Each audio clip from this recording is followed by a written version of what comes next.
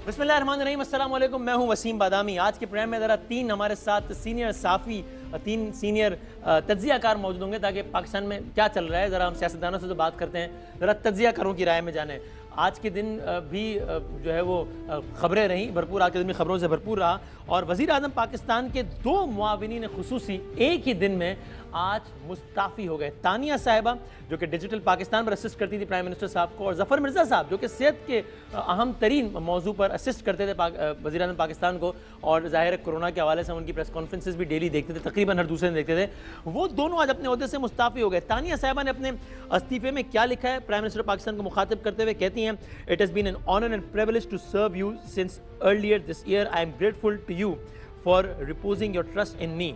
कहती हैं, I return to Pakistan with the singular intent to contribute and develop the vision of a digital Pakistan. I always was and shall be a Pakistani. अब जरा अपने तौर पर वो रीज़न ये बता रही हैं। आई बिलीव, आपने देखा था अभी जब असासे वगैरह जाहिर हुए थे तो बड़ी एक बहस चल पड़ी थी, जनाब डुअल नेशनैलिटी है, ये है वो है।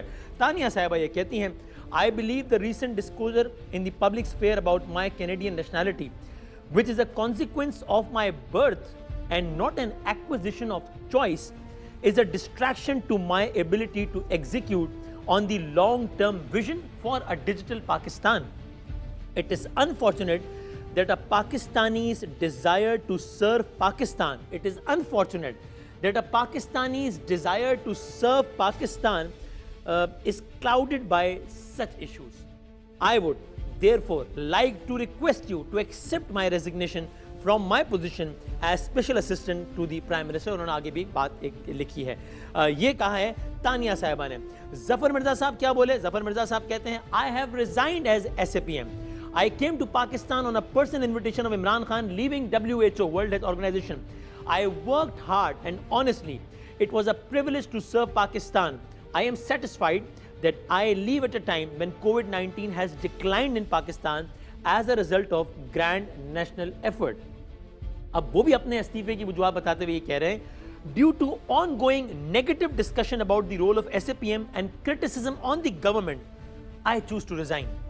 Pakistani people deserve a better health care. और फिर उन्होंने आगे अपनी काविशें भी लिखी हैं। तानिया साहिबा ने जब ज्वाइन किया था प्राइम मिनिस्टर साहब की टीम को, बाकायदा एक तकरीब हुई थी डिजिटल पाकिस्तान के उन्वान से, और वज़ीर आज़म पाकिस्तान ने तानिया साहिबा को इन अल्फाज में याद किया था, ये कहा था, जो फैसला होता है कि आपकी अच्छी नौकरी है, तानिया की ज़बरदस्त नौकरी, गूगल के लिए काम कर रही है, पता नहीं कितने पैसे लेती होगी, मुझे तो ज़ीरोज़ भी नहीं पता कि कितने इसके पे चेक पे आते थे।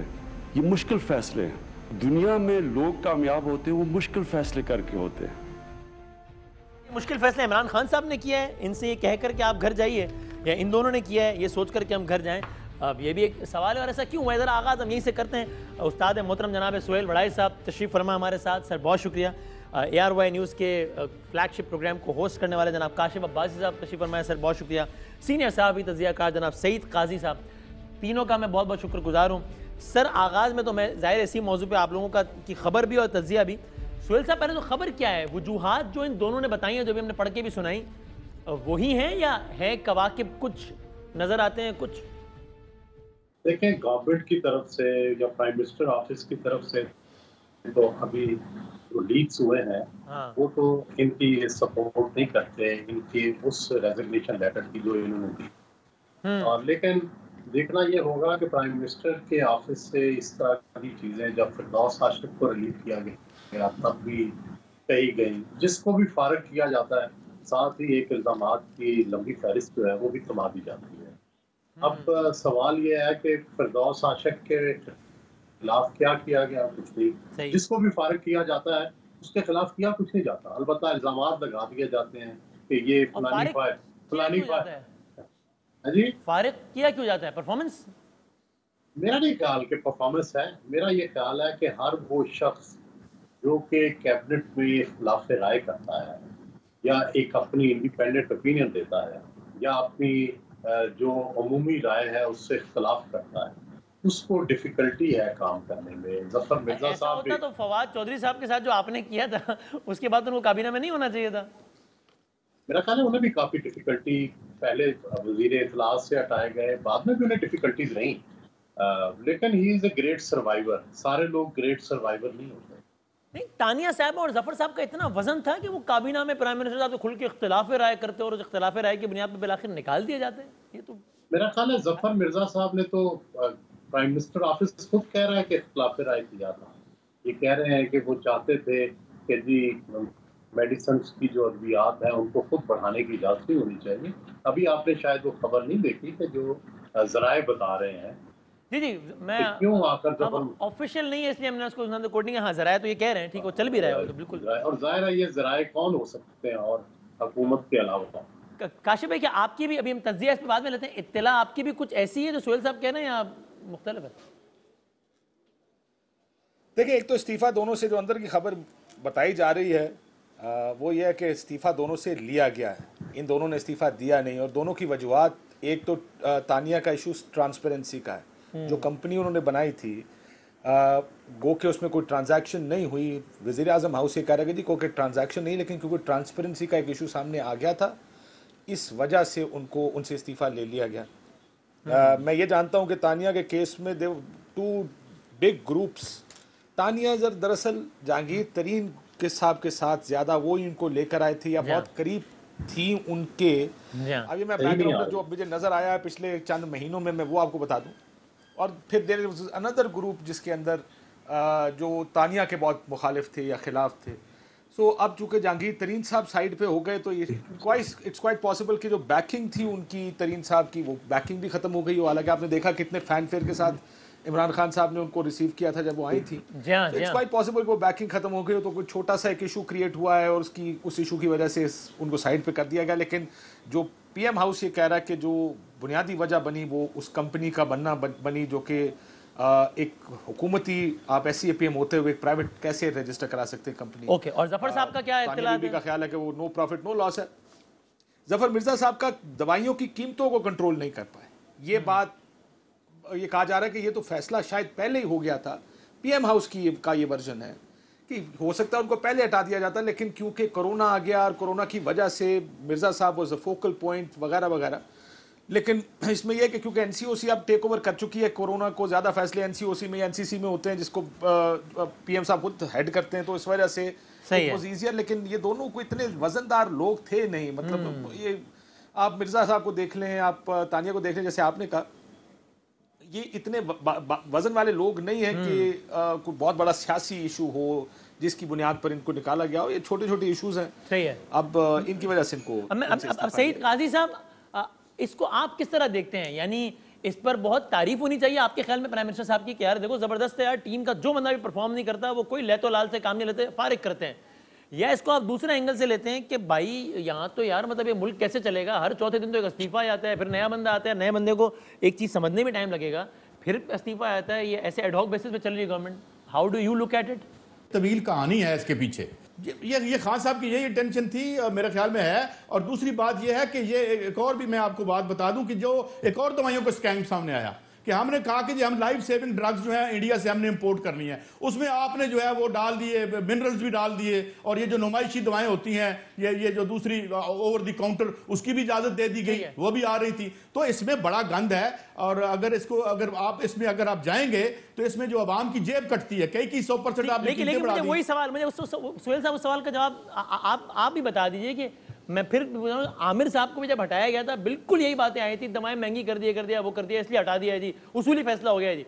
वो तो फिर ज्यादा क्लोज है प्राइम मिनिस्टर साहब के। अभी जो अशाइया जो हुआ था इत्तेहादियों का सारा, उसमें प्राइम मिनिस्टर साहब के साथ साथ थे बिल्कुल, और जाहिर है वो भी अनऑफिशियली ऑफिशियली सही वो अच्छी पोजीशन होल्ड करते हैं। ये क्या मामला था? जी मुझसे बात कर रहे हैं, मुझे कह रहे हैं। नहीं सुहेल साहब जी बदामी साहब देखें, गुजारिश ये है कि ये सारे लोग ये कहना कि ये इतने अहम नहीं थे या इतने वजन वाले थे, मुझे इससे अच्छा जब तानिया साहबा तशरीफ लाई तो आपने अभी खुद वो क्लिपिंग सुनाई है कि प्राइम मिनिस्टर साहब ने कहा कि ये गूगल से आई है। अब गूगल डिजिटल दुनिया का सबसे बड़ा नाम है और वो गूगल की हेडशिप छोड़ के आई और उस वक्त बड़ा फैनफेयर के साथ उनको रिसीव किया गया, उनको बनाया गया, और अब जब वो जा रही हैं तो उनका वजन ही कोई नहीं बेचारी का। और इसी तरह जफर मिर्जा साहब जो हेल्थ की सबसे बड़ी ऑर्गेनाइजेशन है WHO, वहां से आए थे और उन्होंने ये अपने इस्तीफे में भी लिखा है कि मुझे प्राइम मिनिस्टर ने बुलाया था, मैं आया हूँ। लेकिन अब जब जा रहे हैं तो बेचारे का वजन ही कोई नहीं है। सर वजन मेरा ख्याल है सियासी तनाजुर में कह रहे हैं शायद, और मेरी गुजारिश ये है कि देखिए, जी जी गुजारिश ये है कि जब जो जाने वाला है उसको तो हर कोई धक्के देता है। तो हमारे यहाँ पंजाब की ये रवायत है। तो बात ये है कि ये बेचारे आए तो बड़े जहांगीर तरीन साहब साइड पे, हालांकि काबीना में कुछ भी नहीं थे, लेकिन वजनदार थे और अभी भी हैं। उस एतबार से पॉलिटिकली तो जफर मिर्जा साहब का और तानिया साहबा का वजन नहीं पॉलिटिकल नहीं, तो वो तो ऐसे पीएम थे। ऐसे पीएम होता है एक टेक्नोक्रेट आदमी जो किसी खास टेक्निकल चीज पे, यानी वो हेल्थ के ऊपर थे। एक ऐसे ये डिजिटल नाम जुल्फी बुखारी होता है, वो भी ऐसे पीएम होता है, लेकिन वो डिप्टी प्राइम मिनिस्टर होता है।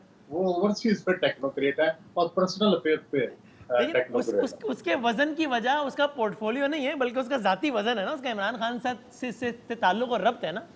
जी बिल्कुल सही। तो उस तनाजुर में तो जफर साहब और तानिया साहबा नहीं थे इतने वजनदार।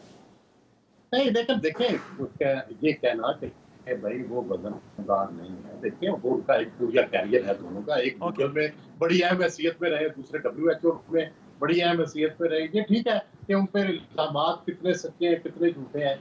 यहाँ हर जाने वाले पे इल्जाम लग जाता है और हर आने वाले को हार पहनाए जाते हैं।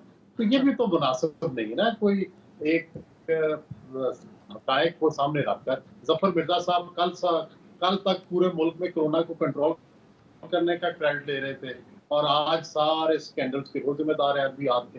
तानिया साहबा जो हैं वो कल तक पाकिस्तान को डिजिटलाइज बनाने का इनकलाबी कारनामा अंजाम दे रही थी और आज जो है वो करप्ट हो गई हैं और गैर मुल्की हो गई हैं। तो मेरा ख्याल है कि थोड़ा सा तवाज़ुन है। तो यहाँ आपका तखातुब कौन है? यानी आप ये गवर्नमेंट से कह रहे हैं कि यार हर जाने वाले पे जुर्माना डाल दें? गवर्नमेंट से मैं गवर्नमेंट से कह रहा हूँ कि गवर्नमेंट का ये तरीका गलत है कि जब वो लाते हैं तो जनाब बड़े हार पहनाते हैं और जब जाते हैं तो जूते मारते हैं। तो ये गलत है। हो सकता है गवर्नमेंट का इस पर कहना ये हो कि it's the other way around. ये नहीं कि हम हर जाने वाले पर इल्जाम धरते हैं, बल्कि जिस पर इल्जाम होता है उसको कहते हैं कि चले जाओ। मेरा ख्याल है कि गवर्नमेंट भी ऐसा नहीं कह सकेगी जैसा आप कह रहे हैं। काशिफ साहब आप बताएं भाई मतलब क्यों चाहेंगे इमरान खान साहब? उनको पता है ना कि अपोजिशन इसको कैश कराएगी, अपोजिशन इसमें कहेगी कि ये अपोजिशन के लिए मवाद है, और देखो जी हुकूमत नहीं चली, और देखो जी वो चला गया, वो भी चला गया, वो जी चल रहे हैं। फिर भी अगर वो फैसले कर रहे हैं तो उनको क्यों कर रहे होंगे अगर उनको किसी पर कोई शक या तहफ़्फ़ुज़ात नहीं होंगे, परफॉर्मेंस के हवाले से या करप्शन के हवाले से? काशिफ साहब देखिए, करप्शन का इल्जाम दोनों पर नहीं लगाया गया। कि करप्शन ये नहीं कहा गया कि दोनों में से किसी ने करप्शन की है। बिल्कुल ऐसा ही है। दोनों पर इनफैक्ट शहबाज गिल साहब ने तो कहा कि जनाब इनको यूं ना कहें, यूं ना कहें, बड़ा। हाँ, तो दूसरा ये था कि तानिया का मैंने एक आपको पहले ही बात बताई थी, जहांगीर तरीन साहब जब तक थे तब तक उनके पीछे एक बड़ा ताकतवर और वजनदार आदमी खड़ा था। अमूमन पाकिस्तानी सियासत में ये होता है कि जो लोग बाहर से लाए जाते हैं, अगर आप जिसके सर पे आते हैं अगर वो पीछे हट जाए तो आप भी थोड़े से कोई बेसरो सामान हो जाते हैं सियासी तौर पर उस सियासी जमात में या उस सेटअप में। ये होता है, पहले भी होता था, अभी भी हो रहा है। ये मैं आई अंडरस्टैंड व्हाट हसन साहब सोहेल वड़ैल साहब इज सेइंग। मैं तो सिर्फ वो बता रहा हूँ जो मैंने सुना है। और एक चीज़ तो तय है कि कुछ लोगों का सियासी वजन होता है, वो अपने वजन की बुनियाद पर चलते हैं।